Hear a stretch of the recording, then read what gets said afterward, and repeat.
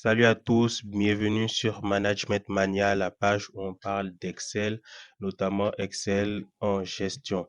Alors ce soir, nous allons voir une fonction financière d'Excel qui est la fonction VAN. La fonction VAN permet de calculer la valeur actuelle nette d'un investissement en utilisant un taux d'actualisation et des valeurs représentant les encaissements et les décaissements. Comme toute fonction, la fonction VAN a des paramètres et pour pouvoir voir ces paramètres, nous pouvons aller dans l'onglet Formule, insertion d'une formule. Ici, nous allons choisir une catégorie, nous allons mettre toutes, mais vous allez constater qu'on pouvait choisir directement, voilà, finance de ce côté. On va choisir toutes et nous allons entrer VAN. Nous allons rechercher et vous avez la fonction tout juste là. OK, voilà. Alors, nous avons les arguments de la fonction VAN qui sont le taux et les différentes valeurs. Alors, le taux, ici, il s'agit du taux d'actualisation et les différentes valeurs correspondent à des encaissements et à des décaissements. Alors, sans plus tarder, nous allons commencer avec un exemple. Voilà, ici, je vous présente un tableau qui présente un projet. Le tableau, c'est un modèle, donc on n'a pas forcément utilisé de vraies valeurs et on a omis la variation du BFR, les intérêts sur emprunt, etc., etc.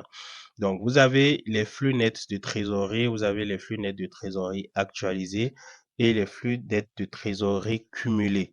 Et on obtient la valeur actuelle nette. Mais ici, vous allez comprendre que la vanne a été calculée directement n'a pas été calculée directement du moins. Elle a été calculée suite à un processus. Nous avons d'abord calculé les flux nets. Après les flux nets actualisés, comme vous allez le constater, il y a les formules là. Puis les flux nets actualisés cumulés pour pouvoir obtenir enfin ici la vanne. Notre objectif ici, c'est d'utiliser directement la fonction vanne pour obtenir immédiatement le résultat. Alors, on va tout de suite y aller en commençant par mettre un peu en forme. Voilà. Alors, pour une mise en forme rapide, ce que je vais faire, c'est je vais venir sélectionner cette mise en forme que j'aimerais bien copier. Puis je viens, je clique n'importe où ici. Alors, vous allez constater que la mise en forme s'est faite automatiquement. Je vais mettre ici van. Et ici, je vais renseigner la formule. Mais je vais mettre en même temps la mise en forme. Voilà, une mise en forme assez appréciable. Super. Voilà. Alors, ici, je vais mettre, voilà. Super. Le séparateur de milliers. Alors, nous allons commencer par entrer notre formule. Toujours, les fonctions Excel commencent toujours par un signe d'égalité. Après, j'entre la fonction van. Voilà, van. Et ici, vous allez constater que Excel nous aide avec les différents arguments de la fonction. Alors, on commence ici par le taux. Ici, notre coût du capital est de 8%. On clique sur la cellule. L'idéal, c'est toujours de mettre vos valeurs dans une cellule et référencer ces cellules-là.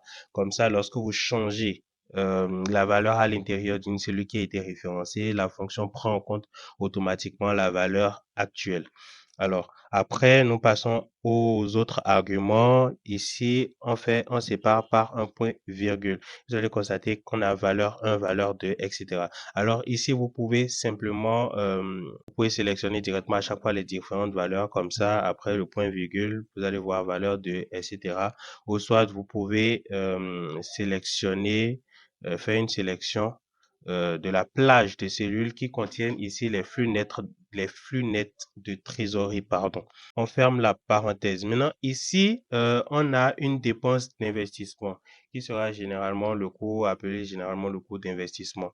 Alors, vous allez faire ici, on constate que dans notre cellule, les dépenses d'investissement sont déjà négatives. Alors, on peut tout simplement faire un plus de ce côté et référencer la cellule. Je pense que si vous avez fait de la finance ou de la comptabilité, vous connaissez très bien cette formule. Alors, on va pas forcément entrer dans les détails.